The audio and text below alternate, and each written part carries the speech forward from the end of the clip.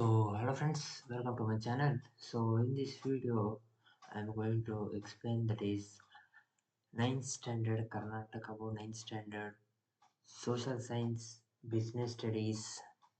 It's chapter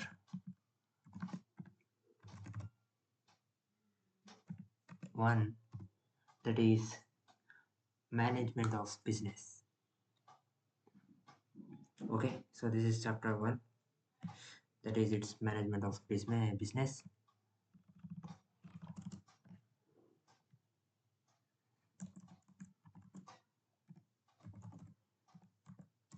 Management of business it is. So today I'm going to explain this chapter. So basically management it is very much essential for all the organization, whether it may be big organization, small organization, whether the organization is making profit or the organization is non-profit organization, or it is a profit organization, or it may be a manufacturing, it may manufacturing some products, some machines, anything it may be, or it may be giving service sector. For all these things management is important. So first, let us know about the meaning of that is management. So first point it is the meaning of management. So here let us know about this first thing. Okay, let's make it a bullet because it's our first topic. So meaning of management.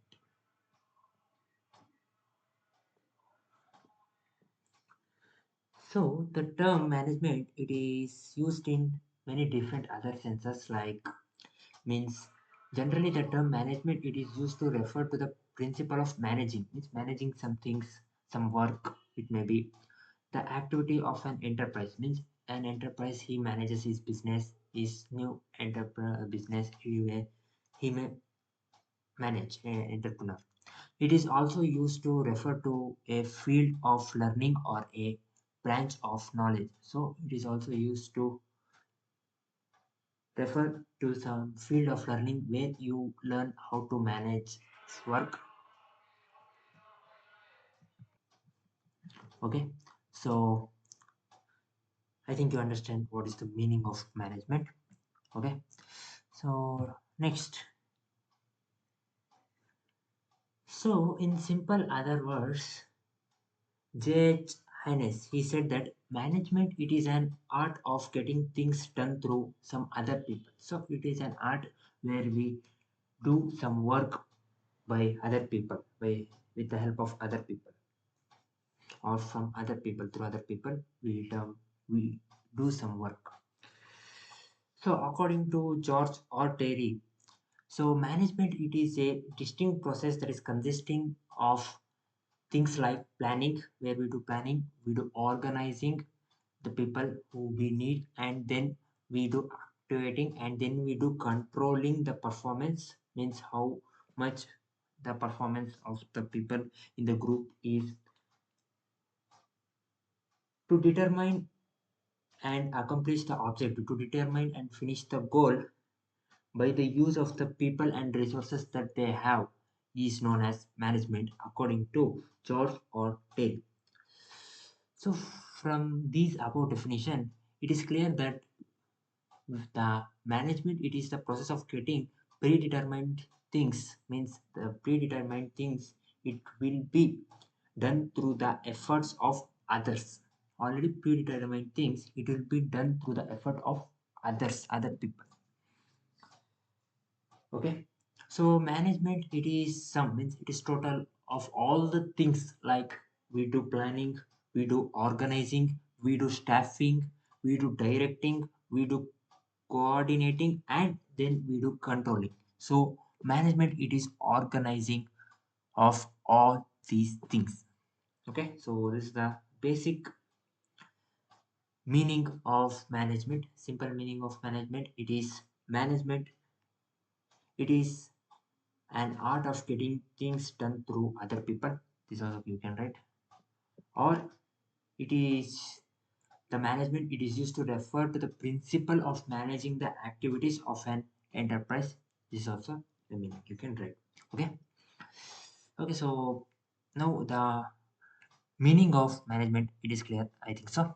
So let us go to our next topic. So here I will only write what are the topics I'm going to explain. Notes I will give you separately. Okay. So now next thing that we are going to learn, it is principles of management. So now, as I said, management. Okay. So principles of management. So as I said, management, it is a total principle of functions. Means it consists many principles like planning, organizing, staffing, directing, coordinating, and controlling. In all this company, it becomes a management of a work, or management of a business. Okay. So for very smooth and efficient management of business, certain principles are necessary that to be followed. Okay. So some certain principles are there that should be followed. So the following principles that it is suggested by Henry Fayol, they are, okay. So let me write the principles first. Okay. So the first principle, let me change this. Here I will give it as a numbers I will give, okay, so that you will get an idea. Okay. Principles of management. First one is the division of work. Okay. This is the first principle of management, where work has to be divided among all the employees in that company. It should be divided, the work should be divided. The division of work, it leads to specialization and efficiency, so it increases efficiency of the employees, and also it minimizes the wastage and maximizes the production and profit. So it minimizes the wastage of time of other employees. Like if you only give work to only some peoples, like means some employees, only some employees, if you give work, the other employees will be free, they will waste their time. So management, here you give work to all the employees equally. Okay. Equal work they will do, so that they will work efficiently, and also they will try to give their best, so that the company will give more production and it will get more profit. So this principle can be adopted at all the levels of the organization, all the levels, whether it may be small, any other levels, you can adopt this principle. Next, second one is authority of authority and authority and responsibility. Okay. Authority and responsibility. So this principle, it refers, as it says, authority and responsibility means it is a combination of authority and personal responsibility, both like experience, past experience. Means the manager maybe, he should be experienced, he will be experienced, so he know what happened in the past in the company, how the employees work, how he should take the responsibility, so how he should manage, so he will know. So management, it helps for authority and responsibility to the manager. They will know, they will have responsibility that they should finish this goal, and they should complete this goal, so that the company can be in profit. Okay. Third one is discipline. Okay. So the most important thing in a company is the employees, or any people in a company, they should be disciplined, right? So the principle refers to the managerial authority and constructive discipline among the officials, subordinates, means the head, and other employees in the company, there should be discipline between them. It guarantees the fulfillment of objectives set by the management. Means the objectives that are set by the management, it guarantees it will get fulfilled if they have discipline. And the discipline is required by the superiors should be clear and fair. So the discipline that superior should have, how the employee should work in the company, how they should be in the company, it should be clear. They should know. And it also includes the judicious applications of the penalties. Means they should, like if example, if employee comes late to the job, uh, so they may cut their salary. If he misbehaves in the organization, they may cut their salary. Like this, they have some judicial penalties on the employee, right? Some company. So discipline, to maintain discipline, they have made these things. Okay. Next, fourth one, unity of command. Okay. Unity of, okay, unity of command. So unity of command means this principle, it says the employees, they should receive the orders from their superiors, right? From their superiors only.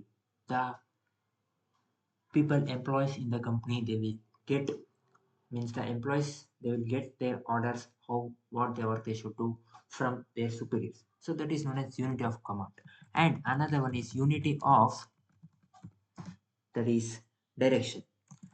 Unit of direction means, as the name only says, this principle means that each group of activities having the same objective must have one head and one plan. Means if you are doing some work, you should have one plan, right?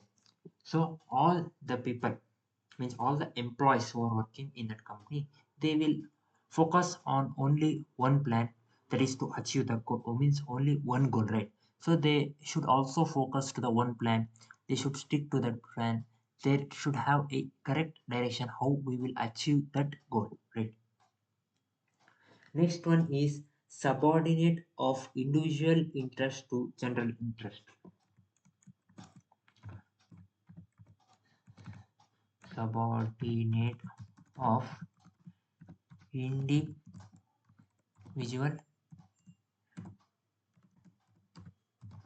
interest into general interest. This is our next part.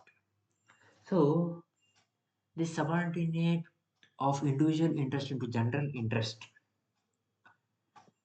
that the management should minimize the individual difference and should not allow differences to block the fulfillment of general goals of the organization. Means they should block the, means like if there is a issues between the employees, they're not working correctly, they should try to clear their issues and they should make them to work together for the company.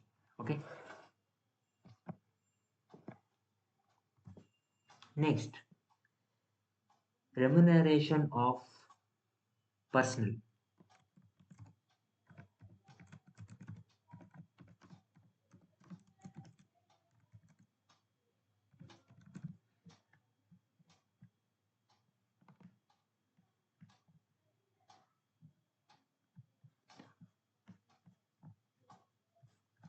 Okay, remuneration of personnel. So the remuneration and methods of payment should be fair and afford to maximum satisfaction to the employee. Means they should give a payment that is satisfied to the employee.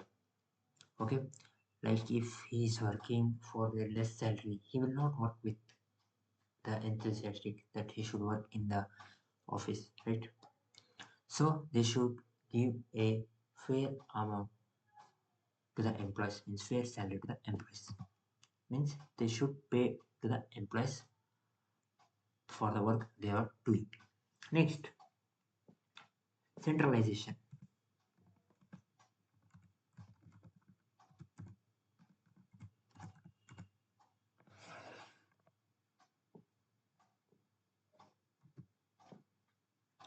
So here this principle refers to the extent to which authority is concentrated so that it gives the overall need. So to till which extent the authority means the management or they are concentrated so that they can give help to the employees. So this is known as centralization. Next one is scalar chain, means that every enterprise should have graded authority of superior subordinate relationship, means the employee should have, means the superior should have a good communication and good relationship with the employees. So the range of authority and responsibility of superiors in relationship to subordinates at various levels should be very clearly, it should be defined. Next one is equality.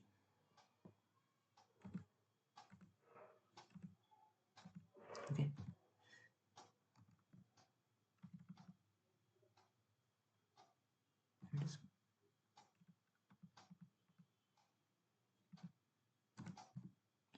Okay. Equality. Okay. So it means that there must be fair dealing, accommodation, or cooperative attitude among common employees and managers. So there should be equality between the employees and managers. Means there should be no differentiate may like males or given more salary, females or given less salary, or may some other equality should not be there. Okay. Next is stability of security to personnel.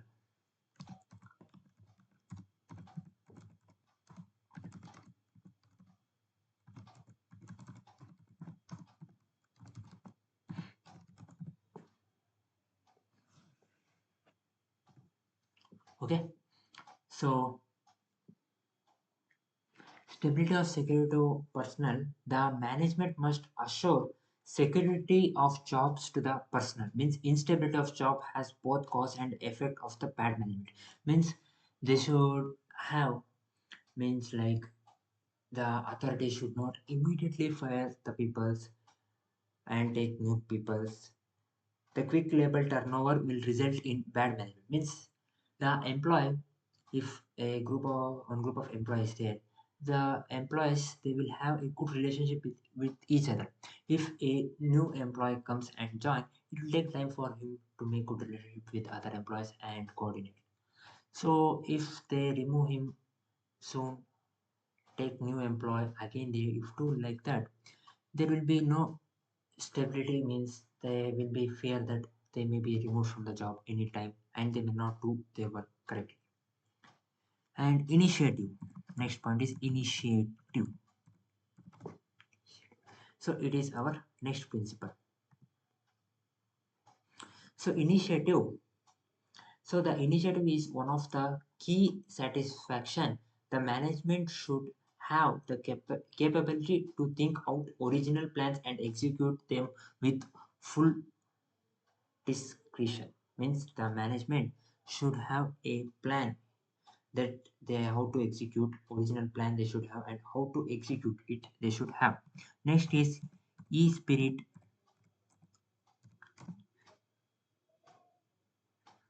the corpse, that is, so this is the last principle. So it is based on unity is strength. It emphasizes the need for teamwork and importance of communication in obtaining it. Means it is spirit de corps. This principle is based on unity of strength. Means all employees should work together in the company and have good communication. Okay. Okay. So these are the principle. Okay. These are the 13 principles of management. So till now we learned meaning of management and principles of management, that is for suggested by Henry Fayol. Okay, these are the 13 principles that are suggested by Henry Fayol. They are division of work, authority of responsibility, discipline, unity of command, unit of direction, subordinate of individual interest into general interest, remuneration of personal, centralization, scalar chain, equality, stability of security to personal, initiative, and e-spirit decops. Okay, okay. So these are the principles. Now, functional areas of management. So functional areas of management. Okay. So functional areas of management. So okay. So there are some points. First, what is functional areas of management? Let's see. Management is concerned with getting things done through the effort of others. The meaning of the management: getting things done through the effort of others. So to get the work done through others, the management has to undertake the many number of activities should be done to get work done by the others. These systematic activities, they are called as managerial function or functional areas of management. So the managerial functions may be classified into different things. Like I said, means that is planning. The first one is planning. Okay, as you know what planning is. So the planning, it is the most important function area of management. It involves the future course of operation for a given period. The process of planning includes determination of organizational objective and formulation of plans, policies, strategies, programs, procedures, and schedules. So these things are involved in planning. Next is organizing.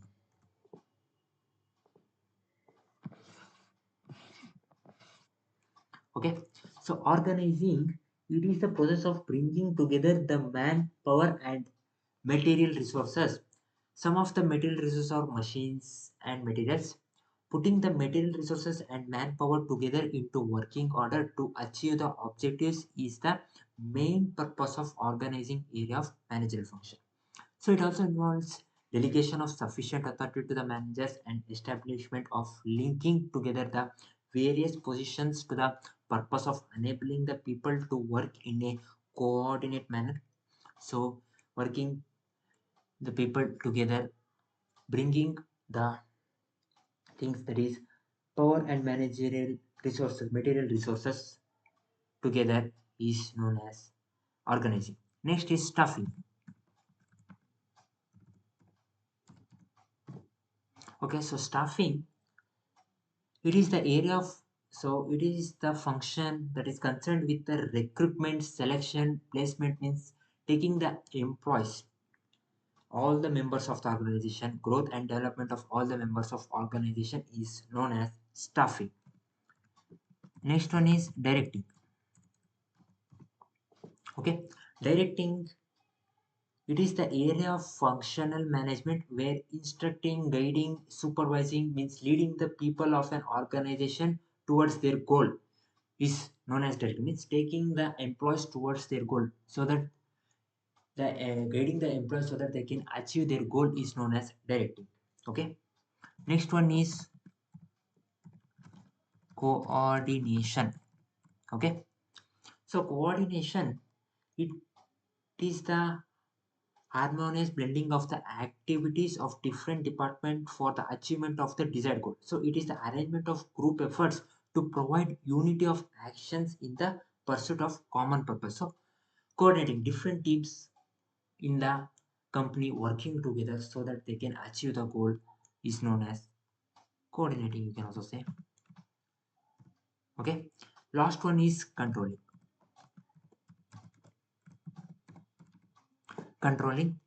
So it is an important area of the manager function. It covers almost all the management activities, and also it keeps check off on other function of management.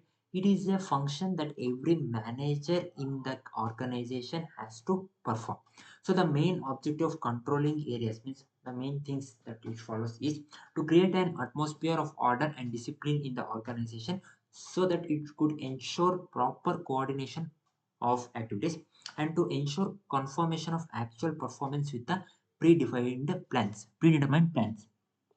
Okay, and to achieve the increase of the overall efficiency of the organization. So on these three objectives, the controlling focuses. Okay, so these are the functional areas of management, that is planning, organizing, staffing, directing, coordinating, and controlling. Okay. So next topic is, so let us take the next topic in this chapter. It is the decision making process. Okay. So this is the last concept of this chapter. Decision making. Okay. So decision making. So it's, what is decision making? Means taking some decisions for the organization, right? How you take a decision. So process. So first let us learn about decision making. So decision making can be regarded as the mental process resulting in the selection of course of action among several activities. Means it is a mental process, means where you think sure what we should do, or like how we should achieve the goals. Like if you have to have a situation where you have to decide one thing, so you will think, what if I choose the first option, what if I choose the second one, what will happen, you will think, and then you will take some action. Means if I do first one, this will happen. Okay, so it is good for the company, it is good for to achieve, we can achieve goal. So let us take that thing. If you think, so that first one you will execute, means you will do action, means you will do that. So what is need of decision making? Means first, process. Each business organization has its own goals and objectives. So, in order to achieve these objectives and goals, the business organization has to take their decisions. And there are many number of choices that are available, even in small matters. Suppose a businessman has to transport goods, and also he has to take a decision about the mode of transportation, like whether he has to send the goods through a truck, tempo, or train, or or by air. So he has to choose one among the several alternatives, and that alternative should be best suited, and it should be economically suitable. Okay, so it is based on the decision which the businessman has taken. So thus the decision making plays a very significant role in the business. So today India has a very diverse set of successful business institutions. In the coming years, India will probably deliver more premium to a combination of institutional planning analyzed with analyzed decision taking styles and organizational culture. So it may operate from one end of the spectrum to the other end. So decision making can be broadly divided into two types. The first one is, it is divided into two types. So let us take into numbers. The first one is the individual decisions. Individual decisions. So the individual decisions here, the small business organization like sole trading concern, means only small business organization where only one person is the owner. One person is the owner of that maybe small company, small trading concern. So it is individual who takes the decision. So they are called as individual decisions. So these decisions are based on the capability of the individual. Means individual, only one person he will think and take the decision. Next one is group decision. Okay, group decision. So this decision making by a group of people, as in the case of partnership firm, means many other businessmen have investment on that company and they are partners in that company. So they discuss, or board of directors, as in the case of joint stock companies or cooperative societies, they are called, they group, means they call all the partners and they discuss together and come to a decision. So this is known as group decision. Means if all the partners of the company all the partners who have invested in that company, if they obeys to that decision, means if they says okay it is a good decision, if all obeys, then only they will go to that. Next one is important element of decision. Okay, let us go to our next thing, that is important elements of decision making. Okay, important elements of decision making. So important elements of decision making, it is establishing goals. You should know what your goals is. Searching very alternatives, means searching other options. Like the example that I given before, where businessman thinks about transporting something, he have many options like truck or air or by some other vehicles. He may transport that goods, right? So like thinking about alternatives, searching of for alternatives, then rational thinking and reasoning. This is the another point. Rational thinking, thinking which you cannot easily think, okay, which is not easily executable. The work that you cannot do easily, but it is very good to do that work. Next is evaluation, thinking whether this what will happen if I do this work. Then defining the task, what are the things you should do. Then developing a plan. You should develop a plan. Okay, I am transporting it from where, which resource to destination, how much uh, he may cost, how much it may cost for me, how much price I should pay, like that. Next, situation. What is the situation you should see? Means whether your company financially low, you cannot afford a truck, you should go to some other cheap things. It depends. Okay. Next, decision making importance. Important elements of decision making or seven: establishing goals, searching for alternative, rational thinking and reasoning, evaluation, decision task, sorry, defining task, and developing plans and situation. These are the seven things. But decision making importance. Now let us know. Decision making solves many problems in the business organization, while an appropriate decision can bring profit to the organization, and a wrong decision, if you make, it can also result in the loss to that organization. So the following points that are kept in mind when taking decision is time factor. Means what is means on like situations you may have where there may be financial problems or anything in the company at or current situation, you should think about that. Then experience, so as you have experience, so you can find many alternatives ways, alternative things, alternative decisions, right? And wise decision, the best decision that you can take. And firmness, and you should have boldness and clarity, you should have clarity why you have taken this decision. Okay, solving a problem is directly linked with decision. So the following factors that are kept in mind while you are taking some decisions or analyzing the problem, what problem you have at that situation, you should analyze. Then planning of course of action, what you should take, means what decision you should take for that problem. And then foresightedness means maintaining courage and patience. So the decision that you have take, you should have courage. Yes, I have taken this decision for this reason, and you should be patient. Whatever they may say, other people, you should not get angry. You should have courage and patience. And then foresightedness, you should think what, yes, like if I taken this decision, what will happen. You should have already thought in your mind, this thing will only happen. You should think. Okay. And ability to take quick and wise decision, you should have ability to take very fast and very good correct decisions. So these are the things that should be kept in mind while taking the decision. So this is the information about decision making. Decision making meaning individual decision making and group decision making, important elements of decision making, and what all the things that should be kept in mind while taking the decision. So this is the chapter, the management of business. Okay, so I think that this chapter you have understood very well. These are the concept. So notes I will share with you. So if this video was helpful to you, please give a like, and also comment me if you need any other videos of any other chapters. You please comment me. I will definitely make the videos, explanation videos, and upload it. So okay friends, if you like this video, please give a like and also share with your friends so that it may be helpful to them also.